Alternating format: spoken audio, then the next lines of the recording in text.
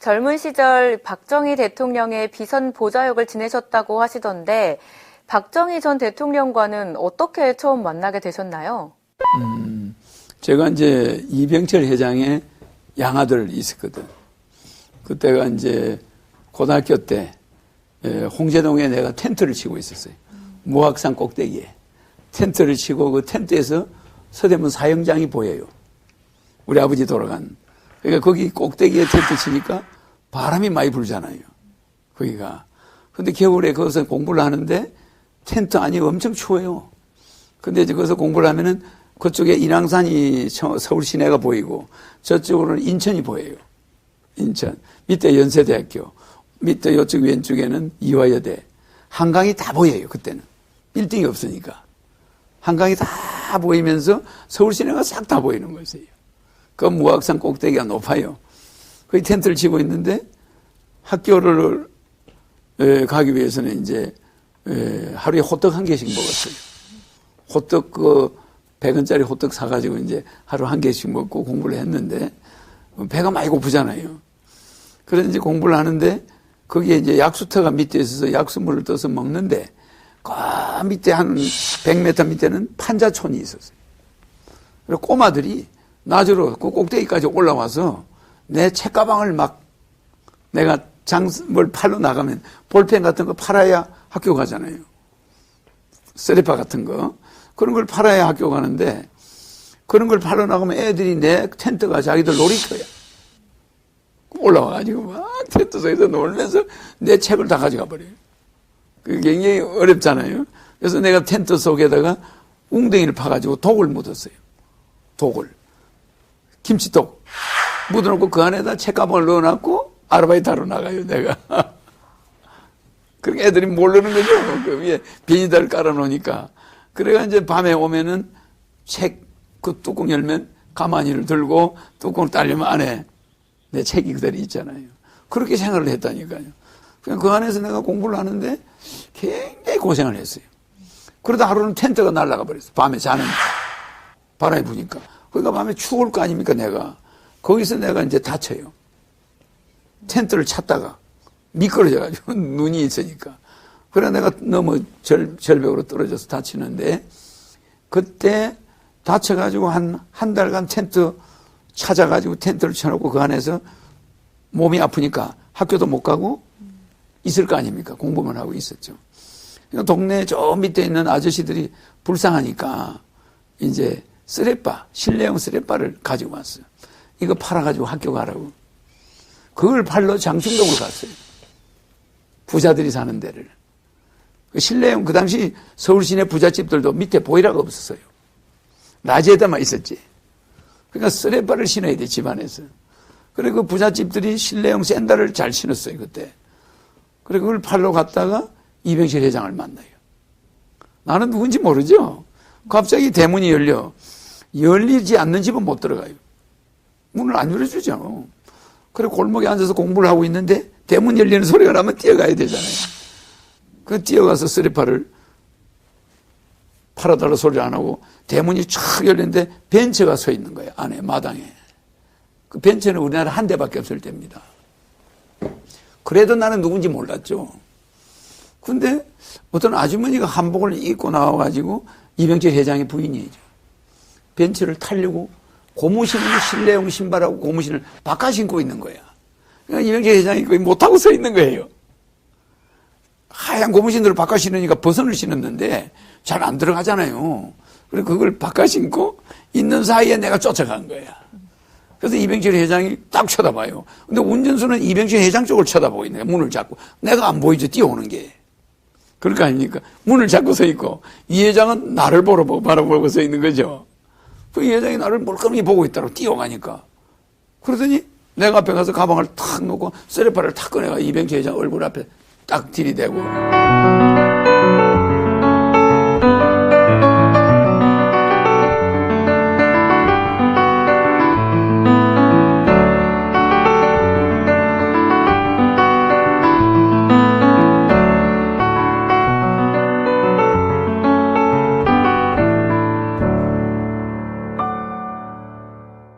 공부하는 학생인데 이거 빨리 팔아야 내가 학교를 가니까 야간 학교 다니는데 나한테 공부할 수 있는 시간을 달라고.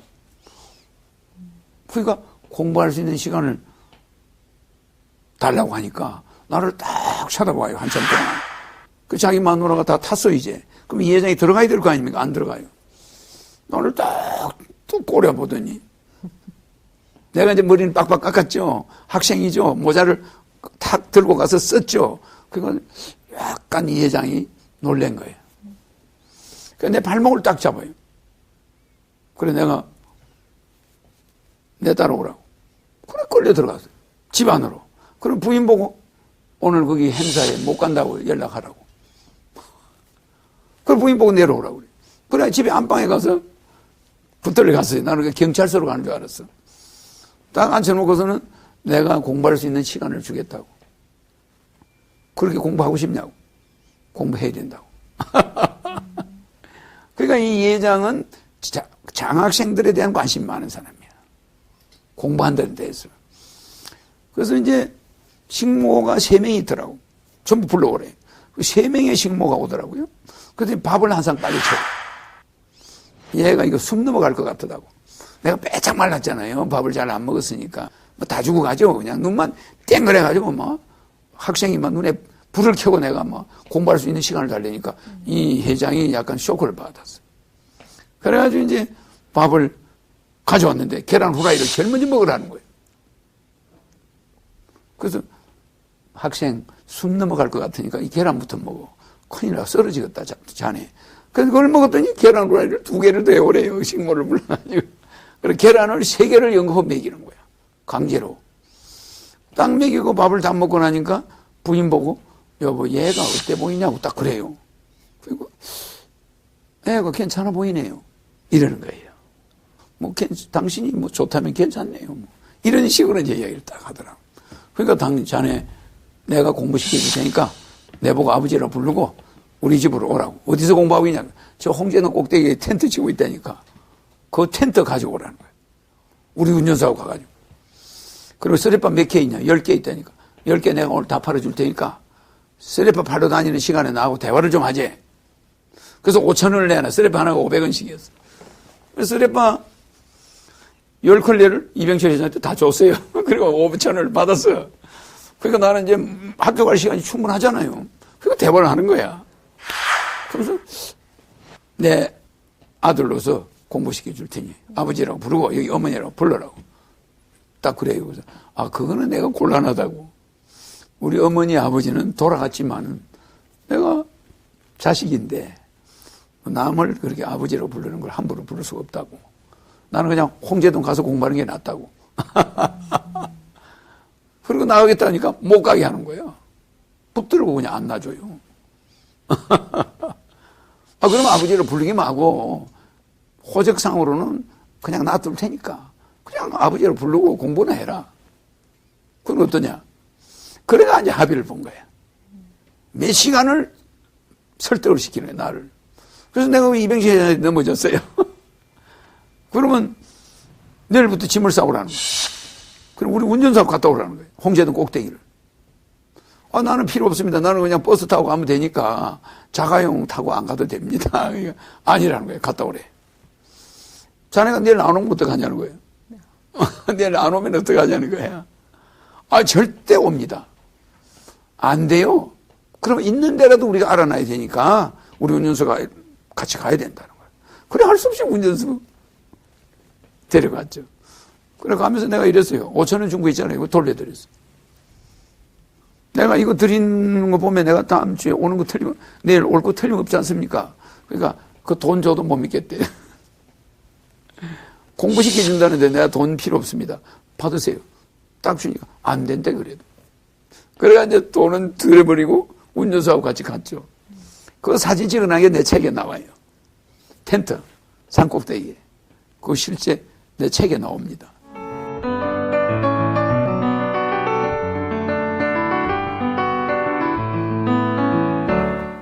그 사진을 찍고 이제 이병철 회장에 그 다음날 보따리를 싸가 갔죠. 내가 버스 타고 텐트도 가지고 오고 모든 소지품을 가져오라는 거예요. 그 이제 사진을 찍어서 이 여자한테 보고했겠죠. 그래 이제 그 다음날 그 집을 찾아가서 이제 그 집에서 공부를 양자가 된 거죠. 그때 이건희는 일본에 있었어요. 일본에서 레슬링 운동을 유학하고 있을 때에. 예? 그래서 내가 거기서 이제 양아들로 이제 있었는데 공부를 하다가 이 회장한테 내가 부탁한 게 반도체를 해야 된다. 내가 물리학을 쫙 설명했죠. 트랜지스터가 이게 뭡니까? 이거 반도체로 교체해야 됩니다. 그러니까 이 회장이 반도체가 뭐냐? 설명을 쫙 물리학으로 풀어줬죠. 그러니까 이 회장이 뒤로 자빠진 거예요.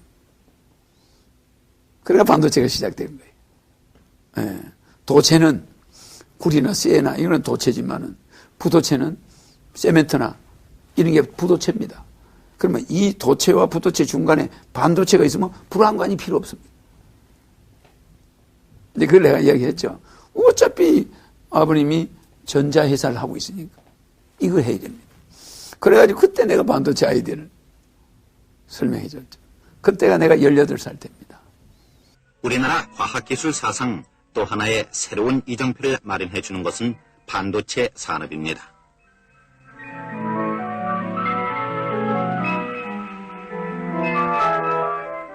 (1906년) 진공관이 출현한 이래 반도체 산업은 진공관에서 트랜지스터, 집적회로, 그리고 초집적회로로 발전했는데 이 작은 초집적회로 하나가 트랜지스터 6,000개분의 기능을 담당합니다. 그죠? 그러니까 이제 삼성이 이제 기형 공장도 자리를 기형으로 잡은 게 그릇 기자가 반도체 모양이에요. 그릇 기자가 어떻게 생겼냐면 이렇게 생겼잖아요. 그릇 기자. 반도체가 이렇게 생겼거든요. 네. 그릇 기자가 반도체가 4개 아닙니까? 여기에 회로가 연결된 거. 이게 그릇 기자입니다. 이거는 일어날 흥자 아시죠? 그죠? 반도체가 일어난다는 뜻이에요. 기형이. 그래서 반도체 공장을 기형으로 만든 거예요. 기형에다 만들긴 했던 거죠. 기형에 도자기가 나와 안 나와요? 도자기 나오죠? 그렇지 않습니까? 그러면 이 도자기가 세라믹이에요. 이게 반도체 만들 때 쓰는 원료입니다. 그러니까 공장을 기형에다 해야 된다. 이게 반도체 모양이니까 반도체가 일어난다. 그래야 성공한다. 그래가지고 기형을 공장을 만들기 시작하고. 그 당시 정일권 국무총리의 박정희 대통령 밑에 정일권 국무총리의 아들이 우리가 알아봤더니 부천에서 반도체 공장을 하고 있는 거예요. 우리나라 최초로. 종업원 한 20명 데리고 간해공업식으로 하고 있는 거예요. 그거를 이제 인수했어요. 그게 삼성 반도체입니다. 그래서 이제 이걸 시작했죠. 그래서 일본이 메모리를 하고 있으니까 우리가 비메모리를 하자. 이래가 이제 그걸 시작한 거예요. 그러니까 내가 그러니까 이제 이렇게 하고 하는데 굉장히 내 아이디어가 수도 없이 이 회장한테 도움이 되니까 뭐든지 와서 물어보는 거예요. 나한테. 그러면 그 그룹을 만들다 보니까 복잡하잖아요. 그걸 다 집에 오면 내한테 다 싸봐가지고 내가 알려주는 거죠. 코치를 했죠. 그러니까 너무 좋으니까 이 회장님이 이걸 대통령한테 이야기한 거예요. 그 왜 박정희 대통령한테 그 이야기가 들어갔냐면은 이 회장님이 롯데호텔 건너편에 저 삼성 빌딩이 있어요. 옛날에 그것을 삼성 제일기획이 나중에 썼습니다. 그걸. 그래서 지금 딴 데를 갔겠죠. 그게 삼성 빌딩인데 그게 8층입니다. 8층. 그 빌딩 505호가 이병철 회장 방이었어요. 삼성 회장님 방이었고. 그래서 이제 그 방에 있을 때 동방 빌딩 이런 건 없었죠. 이제 나중에 지은 겁니다. 거기 있는데 8층을 박정희 대통령이 빌려갔어요. 그 건물의 8층을. 그걸 뭘 했냐면 월남 군인들 펭귄 통조림, C레이션, A레이션, B레이션을 박정희 대통령이 미국하고 협상할 때 먹는 월남 우리 주한 미군들이 먹는 군인들이 먹는 음식은 우리가 공급하겠다. 우리가 미군에 납품할 테니. 그건 우리한테 사가지 가라. 그게 월남 파병하는 조건입니다. 또 임금도 비싸게 했지만 식품도 우리나라 걸 가져가라. 그러니까 대통령이 참 머리가 좋았어요. 그러니까 우리 A레이션, B레이션 시리 군인들의 전투 식량을 대한종합식품이라는 회사를 박 대통령이 만들어가지고 최영희 육군 대장을 옷을 뺏겨가지고 사장으로 앉혀놔가지고 통조림 공장을 만들었어요. 그러니까 군인들 식사를, 전투 식량을 그 8층에서 본사가 생긴 겁니다. 그러니까 맨 청와대 사람들이 왔다 갔다 하는 거예요, 거기를. 그러면 이병진 회장 5층을 가려면은 엘리베이터가 같잖아요, 그게.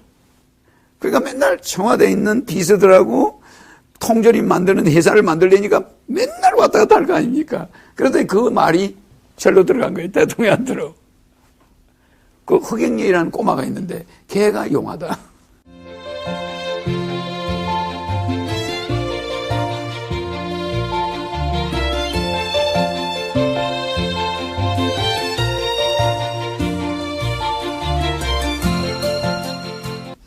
그래서 이제 방송통신대학을 만들어야 된다. 한일합섬에 있는 여공들은 돈 빼빠지게 먼지 마시면서 벌어가지고 중학교도 못 나오고 전부 자기 남동생 오빠 공부시키는데 그 돈 다 집에도 송금하고 자기들은 그 기숙사에서 고생하고 학교도 못 다니고 그거 있을 수 없다. 대통령한테 이야기했죠. 이거 방송통신고등학교를 만들어서 이 애들을 전부 졸업시켜야 돼. 그래가 공부하면서 일하면서 졸업장을 다 해줬어요. 그래서 그 한일합섬 여공들이 전부 졸업을 하게 돼요. 그러면서 또 방송통신대학을 만들자. 그러니까 공장에서 대학까지. 그래서 내가 이런 걸 해야 된다 하니까 그거를 교수들 불러가지고 구체화시킨 거죠. 그래서 그게 서울대학교 안에다가 방송통신대학을 만들고 방송통신고등학교는 별도로 만들고 그게 시작이 된 거죠. 그 다음에 내가 또 아이디어를 낸 게 새마을운동이야. 4.H 운동은 없애야 됩니다. 왜? 나라 망합니다. 대통령한테 4H는 이게 4H가 4개지 않습니까? 그 핸드. 이거는 4H 운동은 이게 실제 도박 운동입니다. 박정희 대통령한테 내가 그랬어요. 아니, 핸드, 손으로 도박하잖아. 그래, 안 그래요? 그렇지 않습니까? 그 다음에 헤드. 아주, 이 머리를 굴리잖아요. 예? 그러니까 이 머리를 굴리고 손으로 하는 거, 이거 도박 아닙니까, 이거? 그 다음에 하트. 이거 심장. 여기에 감정이 뛰는 도박할 때 얼마나 가슴이 벌떡벌떡 뛰겠어요? 심장. 이거 감정 싸움이 일어나는 거예요, 이게. 하트. 그러니까 4가지 H가 전부 나쁜 거예요. 그 다음에 헬스. 이 무슨 이게 실제 건강에 도움이 됩니까? 그래서 이 4H는 도박하는 겁니다, 이거. 이런 운동 가지고는 우리나라 못 살리니까 때려쳐버리고. 새마을운동. 그러니까 새는 신이고, 신. 요거는 새.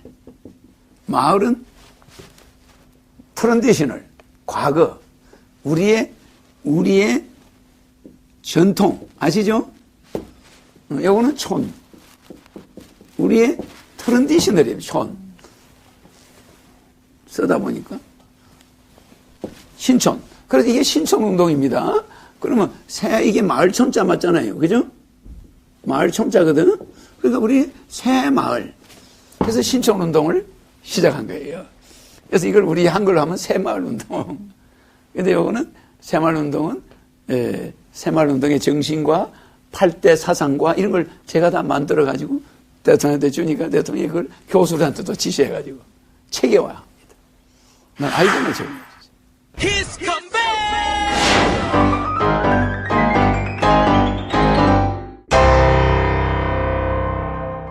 저는 상당히 어릴 때부터 대뽀가 좋았어요.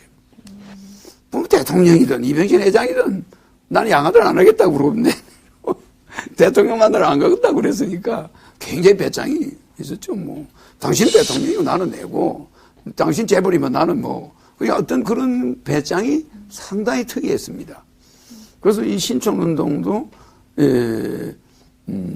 상당히 이게 사실은 자조. 이 자조 자기를 스스로 우리가 도운다. 예?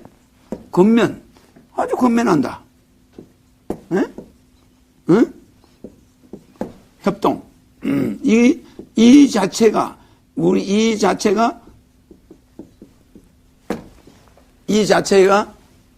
새마을운동을 황소에다가 마크를 내가 만들었거든요. 그럼 왜 이걸 이렇게 했냐면은 자조할 때 여기 힘력자 하나 있죠? 여기에. 이게 힘력자가 바깥은 쟁기입니다. 쟁기. 여기 소가 이렇게 끌면은 이게 바깥은 쟁기 아닙니까? 그죠? 네. 소가 이렇게 끌고 가면은 이게 바깥은 쟁기 모양이에요. 그러니까 이게 힘이 있다 이 소리예요. 이게 힘력자 하나. 여기 건면할 때 힘력자 있죠? 면자에 힘력자 있죠? 3개죠? 협동할 때 힘력자가 이렇게 있죠? 3개 있죠? 그래서 힘력자가 하나, 둘, 셋, 넷, 다섯, 6개가 들어가죠? 그러면 새마을운동에 힘력자는 6개. 그러면 6일 동안 일하고. 여기 보면 십자가 있죠? 네. 하루는 쉰다 이 말이에요. 하루는 휴일이다 이 말이에요. 하루는 쉬어요. 1일은 쉰다. 요거 십자가. 뭐 교회를 가든 절을 가든 이거는 하루는 쉬는 날이다. 이래가지고 이 자조건면 협동을 만들 때 내가 바꾸는 쟁기를 황소당이니까 공화당이 황소니까 바꾸는 쟁기를 넣어준 거예요. 이런 건 이제 비밀이죠. 이거는 이제 만든 사람만 아는 거지. 그래서 이 힘력자를 넣었더니 그게 그 당시 우리 국민의 소득이 100불이었는데 박 대통령이 시작할 때 그게 박 대통령이 물러날 때 10,000불까지 올라갑니다. 진정한 의미에서의 기적이란 이 세상에는 없습니다. 한 사람의 땀방울 3천만의 땀방울이 한데 뭉칠 때 거기서 솟아오르는 민족의 힘이 기적보다도 더 믿기 어려운 불가능을 끝내 가능으로 만들 수 있었기에 우리는 이것을 기적이라고 불렀을 뿐입니다. 독일과 프랑스가 200년 걸린 것을 라인강의 기적이. 라인강은 6개 나라를 지나가거든요. 아시죠? 스위스에서부터 프랑스 뭐 독일 다 해서 이렇게 지나가잖아요. 네덜란드로까지 흑해로 빠져나가는 그 라인강이 6개 나라를 지나갑니다. 지나가는데 그것이 그 나라가 라인강이 지나가는 데는 다 공업이 발달돼요. 서양의 물질 산업이 200년 만에 그렇게 급성장을 합니다. 근데 우리가 그 200년 동안 성장한 그 추세를 한강 기적은 15년 만에 박정희 대통령이 완성합니다. 15년에. 그게 다시 박정희 대통령이 1차 산업, 2차 산업을 완성했고 3차 산업을 전두환, 노태우, 뭐 이제 김대중, 노무현 뭐 이런 식으로 해서 이 3차 산업이 시작됐잖아요. 이걸 마무리했지만 박정희 대통령이 1, 2차 산업이 성공 안 했으면 3차 산업도 없어요. 그래가지고 이제 우리가 4차 산업에 들어가는 거 아닙니까? 그러니까 굉장히 그 스타트가 그 당시 문민정부가 해도 그렇게 하겠죠. 그러나 질이 좀 달랐을 거다. 그래서 나는 거기다 아이디어만 제공해주는. 원인을 제공해주는. 삼성도 마찬가지죠. 그럼 오늘의 삼성과 대한민국은 내 아이디어에 그게 효과가 있는 거죠. He's come back!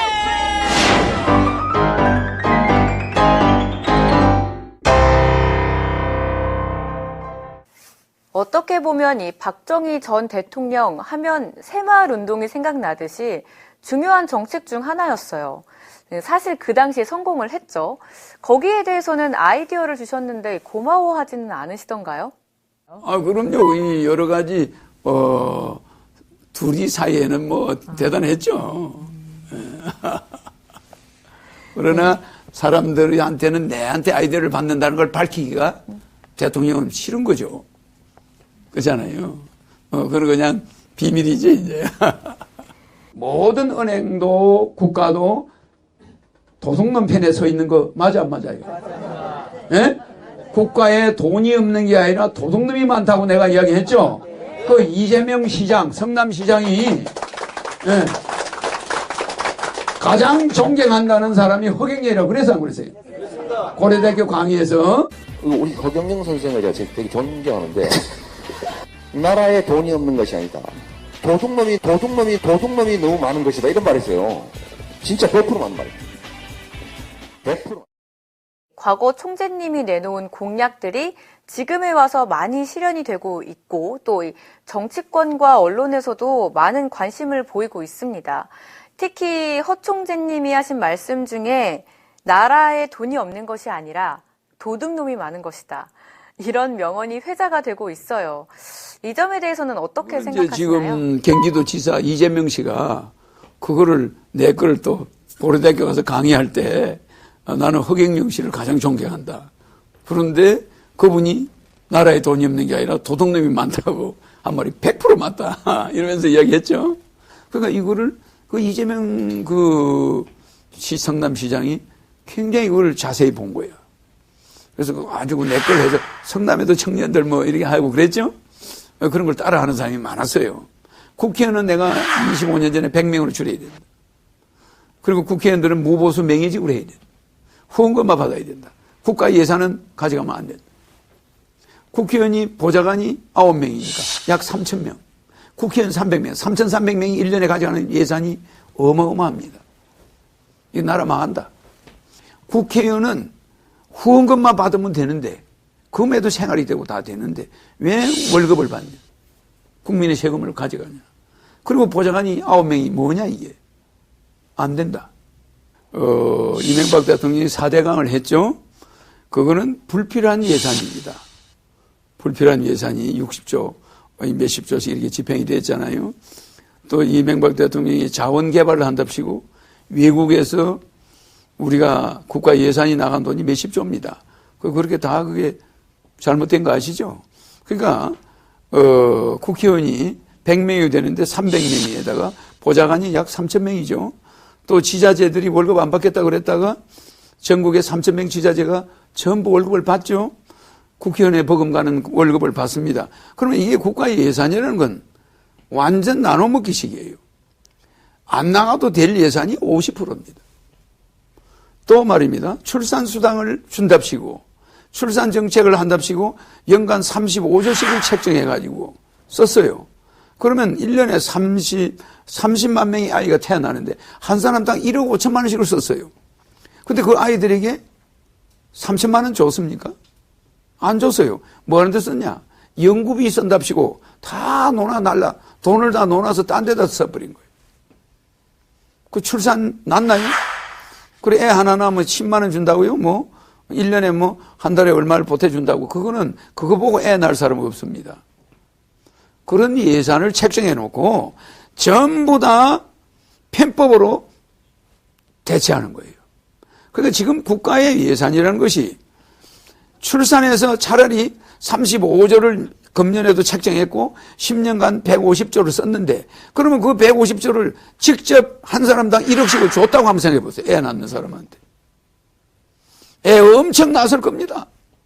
출산 문제 해결됐어요. 그러면 그 1억 5천을 다 안 주더라도 그럼 거기다 얼마씩 주냐? 3천만 원씩만 줬다고 해도 애 낳았을 거예요. 그렇죠? 그러니까 나는 옛날에 이미 이 사람들이 예산 낭비를 각종 출산을 핑계로 예산을 낭비할 것도 다 내다보고 있었던 거예요. 그런 예산은 안 줘도 애 안 낳고 줘도 애 안 낳아요. 뭐 연구비 출산 연구하답시고 1년에 35조를 낭비하는 국가가 어디 있습니까? 그 실제 국민들한테 돌아가야 되지. 그래서 그런 걸 계산하면은 1년에 안 해도 되는 거, 뭐 문화예술회관을 짓는다. 그 예술회관을 말입니다. 무슨 큰 뭐 운동장을 만들고 1년에 한두 번도 쓰지도 않아요.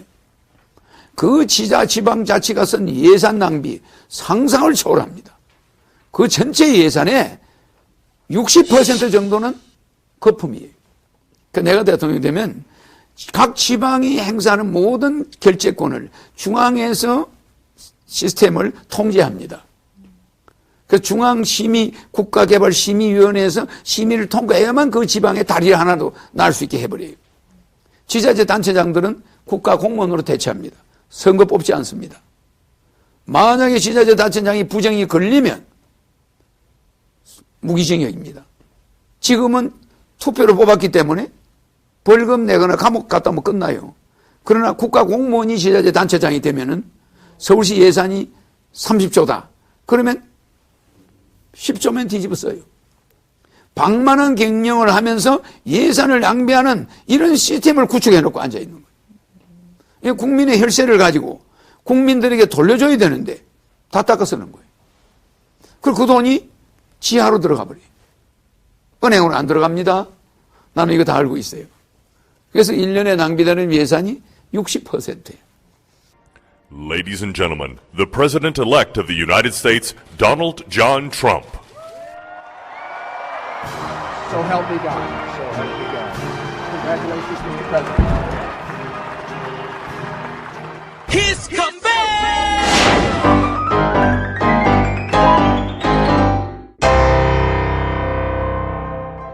내다보셨던 것 중 하나가 이 트럼프 대통령이 당선이 된다였습니다. 실제 당선이 됐고요. 그 트럼프를 직접 만나고 오셨다면서요? 트럼프가 초청해서 갔죠. 언제죠? 그러니까 5월 5일 날 가서 또 만났고 그 이전에도 만났고. 트럼프 대통령이 허총재님을 어떻게 하시던가요? 그거 내 자료 한번 줘버리실래요? 네. 이 대통령하고 찍은 사진인데 이게 어디 가짜를 내가 뭐 보이겠습니까? 옛날에 부시도 만났는데 안 만났다고 그래가지고. 트럼프 대통령하고 옆에 서 있죠? 미국에서 만들어주신 거예요? 미국에서 백악관에서 나오는 거는 트럼프 사인이 있어야 됩니다. 사진에 사인이 있죠? 네, 밑에 있네요. 네, 그게 백악관에서 나온 사진이에요. 이 사진은 우리가 만든 게 아니고 백악관에서 만들어준 사진이죠. 만나서 무슨 얘기를 하셨어요? 그러니까 어쨌든 세 가지. CVPE.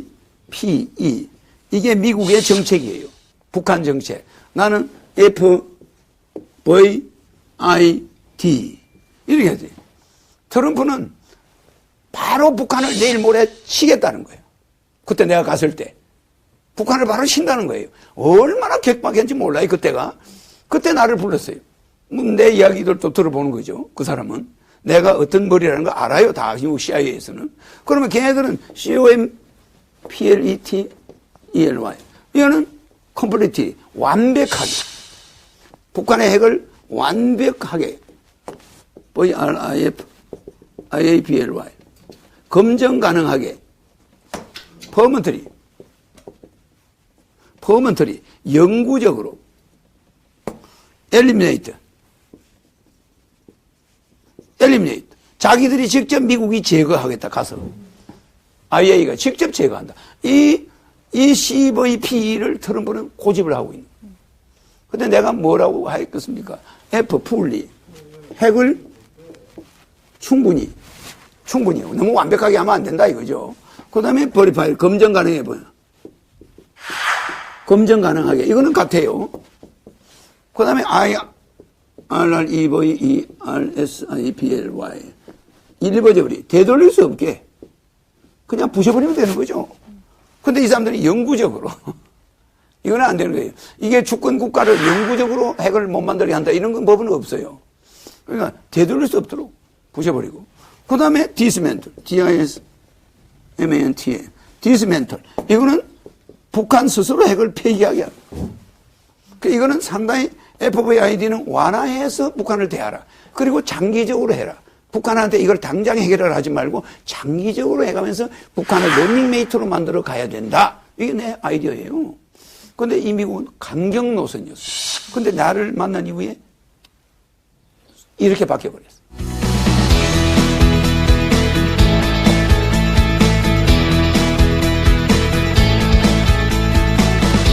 왜 언론에서 이런 것들을 보도하지 않을까요? 그러니까 그거는 나라는 사람에 대해서 네. 굉장히 언론들이 뭐 좀 이상하게 보는 거죠. 옛날에 말도 안 되는 공약했다고.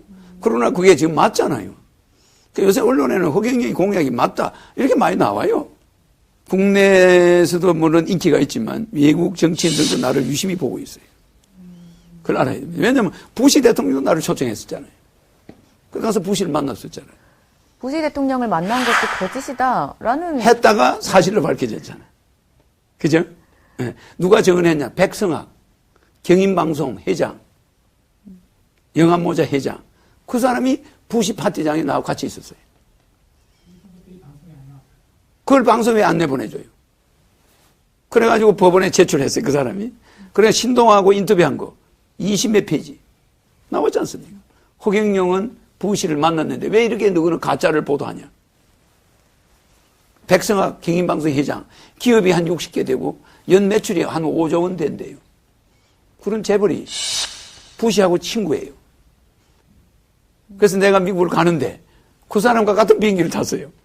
근데 여기에 백성학 회장이 앉고 여기에 와이프가 앉고 여기에 아들이 앉았고 내가 가운데 앉은 거야. 그래서 내가 자리를 양보하려고 하니까 한쪽으로 가려고 하니까 백성학 회장이 비행기는 자리를 함부로 바꾸는 거 아닙니다. 예? 비행기가 사고 났을 때 항상 그 사람의 좌석 보수에 있는 사람을 확인하기 때문에 자리 양보하면 안 됩니다. 그냥 그렇게 앉아서 갑시다. 내하고 이야기 좀 하죠. 그래서 같이 이야기하면서 갔어요. 미국까지. 이 사람이 신문을 딱 보더니 내가 그걸 선거법 어겼다고 하니까 부시 안 만났다 하니까 당장 정언을 해 동아일보에 가서 인터뷰를 했어요. 그건 사실을 밝혀졌지 않습니까? 이것도 누가 거짓말이라고 하면 이거 참 기가 막히잖아요. 그래서 이거는 백악관 사인을 딱 받아. 이 백악관에서 나오는 사진은 사인이 있어야 됩니다. 트럼프 사인. 없으면 가짜예요. 이렇게 개인적으로 찍은 사진은 아닙니다. 그 트럼프가 어금니가 다 보이도록 웃죠. 그래서 이 보세요. 해맑네요. 예? 해맑게 웃고 계시네요. 해맑게 웃잖아요. 내가 뭐라고 했습니까? 넥타이도 같고 옷도 같고 키도 똑같다. 그랬더니 배꼽을 잡고 웃는. 아니 키도 똑같다고 하니까 키가 내보다 훨씬 크잖아요. 훨씬 큰데요. 근데 넥타이도 같고 옷 색깔도 같고 키도 똑같다 그러니까 배꼽을 잡는 거야. 이러한 일들이 보도가 되지 않는 게 어떻게 보면 외부의 압력 때문이라고 생각하세요? 아니면 여론들의... 그런 거는 내가 이야기할 수가 없어요. 그럼 우리 국민들이 대충 알 거예요.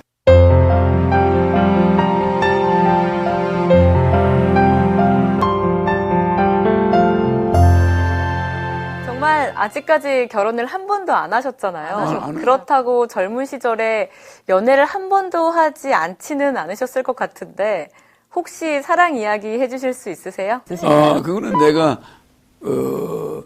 이병철 회장 집에 들어가기 전에 고등학교 3학년 때지. 들어가기 전에 내가 텐트가 날아가가지고 몸을 다쳤다고 그랬잖아요. 몸을 많이 다쳤죠. 그리고 이 다리가 부러져요. 그래가지고 그 한 달 동안 있다가 몸이 조금 괜찮을 때 삼각산의 흥국사라는 절에 내가 갑니다.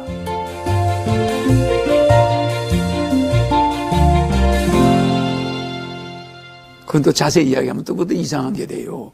내가 끌려갑니다. 누군가 앞에서 잡아 당기는 거죠.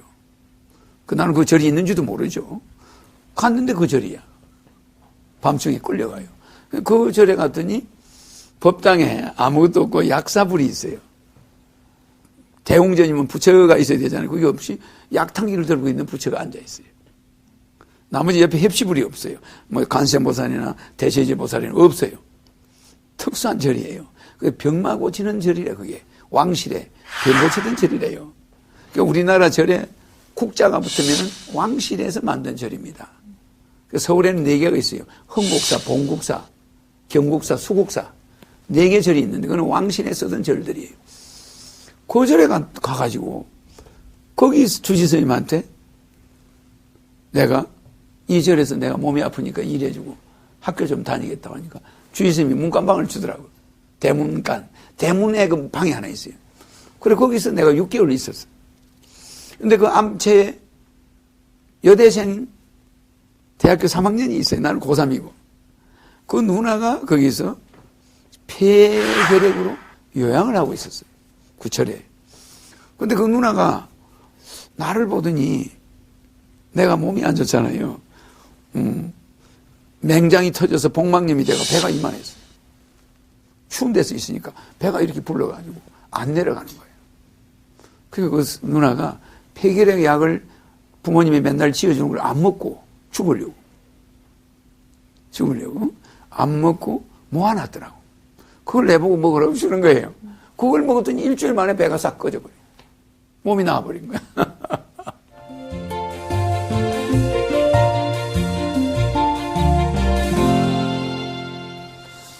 그래서 이제 나와버리고 나서 그 누나하고 같이 나무를 하러 다녀요. 나는 맨날 절에 나무를 해주러 다니니까. 그 누나가 따라다니면서 맨날 시를 읽어줘. 내가 시를 한 500개나 외워요. 그 누나한테 배운 거죠. 맨날 내가 남하고 있으면 옆에 앉아서 시를 읊는 거야, 그 누나는. 죽기 며칠 전까지 나한테 귀에 대고 귀에 닳도록 읽는 거야. 유난히 돌아가기 전에는 그 광야를 많이 읊어요. 그리고 또 이런 시를 읊어요. 하나님, 나에게 복된 만남을 젬지하여 주시옵소서. 동쪽에서 달려온 한 남자와 서쪽에서 달려온 한 여자가 만나면 첫눈에 알아보게 하옵시고 다시는 나뉘지 못할 준열한 심판을 주시옵소서. 이런 시를 계속 읊는 거야. 그런데 그렇게 잘생긴 여자는 처음 봤어요. 얼마나 멋있는지 몰라요. 그 까만 그 외투를 입고 그 밍크털 같은 거 있잖아요. 그런 거 이렇게 목을 싸고 앉아가 추운데 달달 떨어가면서 시를 읊어요. 내 따라다니면서 나무하는데 누나는 앉아있고 나는 나무하고 있고 그러니까 나무꾼과 뭐 무슨 천사 마냥. 근데 이게 순전히 플라토닉이야. 뭐 이성적인 사랑이 아니에요. 감성적인 사랑이 아니에요. 완전히 서로가 아주 그 여자는 이미 생을 초월한 여자입니다. 이화여대 다니다가 봉사활동을 갔는데 고아원에 갔대요.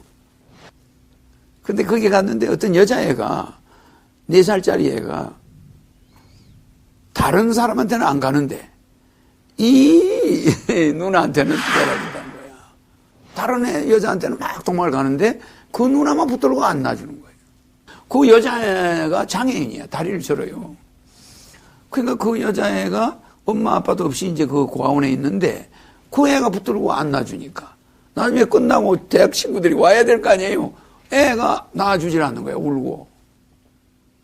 다른 여자들이 아무리 말려도 안 돼. 그러니까 그 손을 막 강제로 다 떼내고 이 누나가 왔대요. 근데 그게 상처가 돼가 폐결핵이 돼버린 거야. 맨날 걔가 머릿속에 이게 오더래요.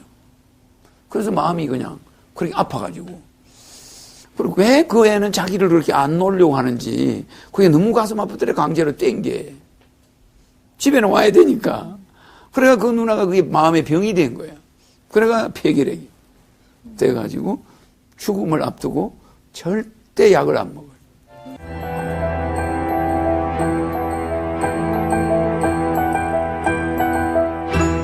엄마 아빠는 모르죠. 약을 먹는 줄 알지.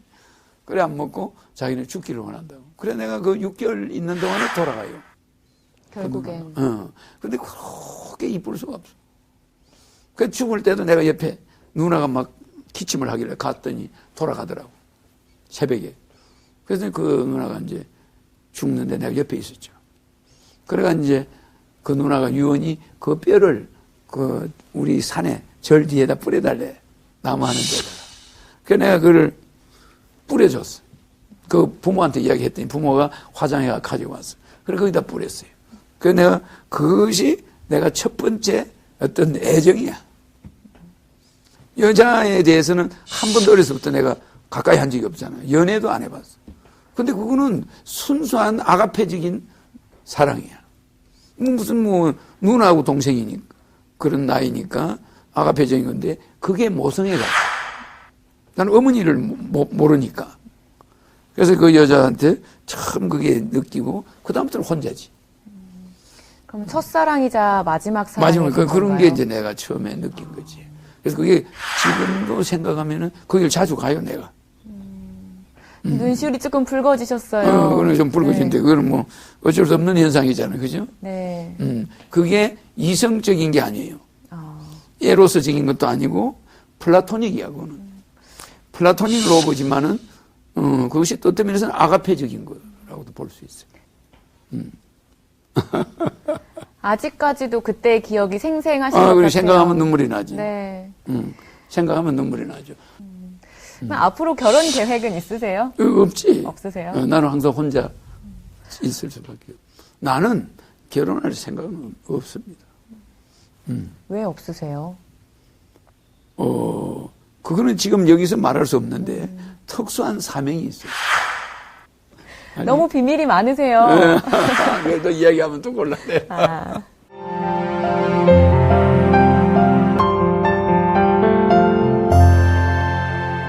누나가 좋아하는 시가 광야야.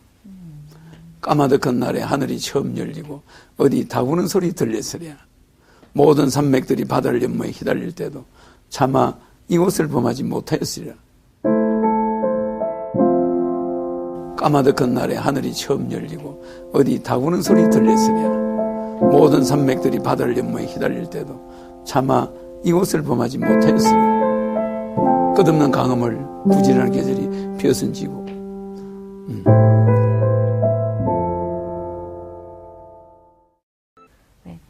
소비자TV 시청자분들에게 마지막으로 허경영의 한마디를 해주시면 어떤 말씀을 전해주고 싶으신가요? 말이 여러 가지가 많죠. 그런데 지금이 경제적으로 매우 어려운 때고 국가적으로도 굉장히 어려운 때니까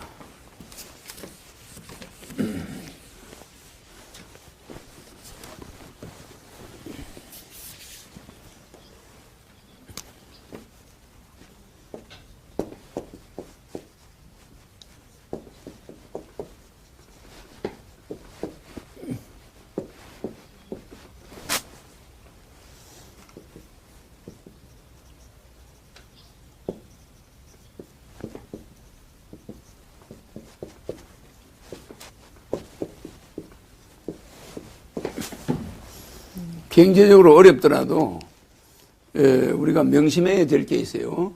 행복의 3대 조건은 3가지가 있어요. 혹시 아십니까? 아니요.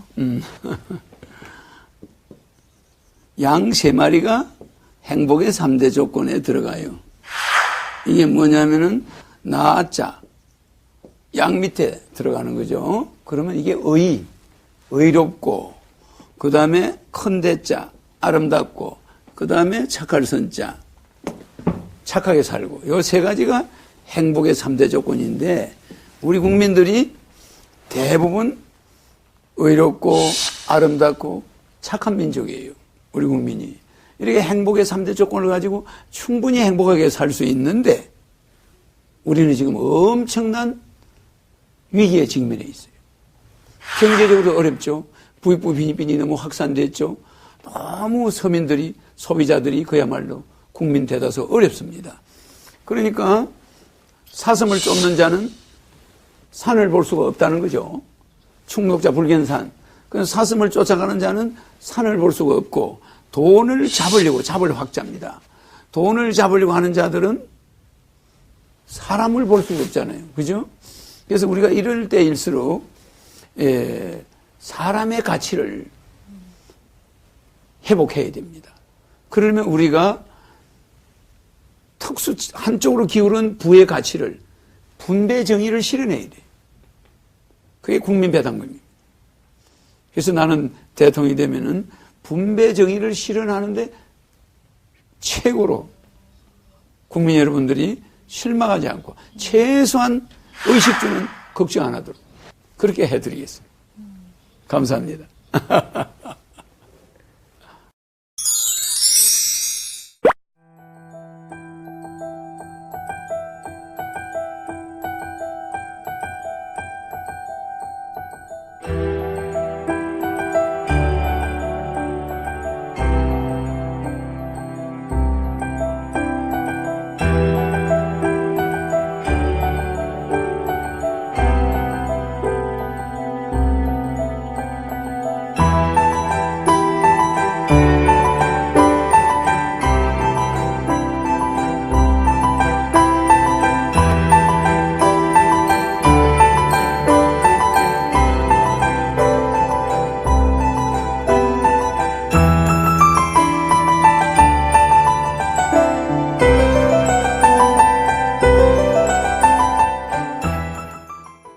무슨지 알겠죠? 국회의원이 국민의 비서인데 국민의 비서가 비서를 9명씩 데리고있으면 안 된다. 이제 이래가지고 국회의원 100명 한 걸 또 안철수가 200명으로 줄이겠다 뭐 이런 말을 했죠.